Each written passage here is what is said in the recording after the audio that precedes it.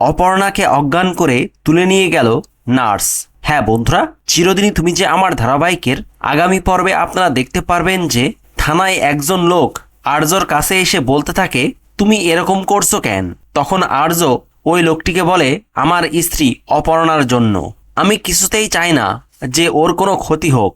তখন ওই লোকটি বলে, কিন্তু সে কোথায়? অন্যদিকে দেখা যায় অপর্ণা হসপিটালে ফোনে কারোর সাথে কথা বলছিল। ঠিক তখনই দেখা যায় একজন নার্স মহিলা এসে অপর্ণার কাছ থেকে তার ফোনটা কেড়ে নিয়ে সঙ্গে সঙ্গে অপর্ণার মুখে রুমাল চেপে ধরে অপর্ণাকে অজ্ঞান করে দেয়। তারপর সে অপর্ণাকে হুইল চেয়ারে বসিয়ে নিয়ে চলে যেতে লাগে আর ফোনে একজনকে বলতে থাকে, কাজ হয়ে গেছে, আমি ওকে নিয়ে আসছি। তো বন্ধুরা, কি হবে এবার?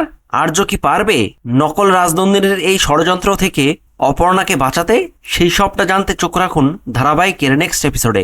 ভিডিওটি ভালো লাগলে লাইক, শেয়ার ও সাবস্ক্রাইব করে সাথে থাকুন। ধন্যবাদ।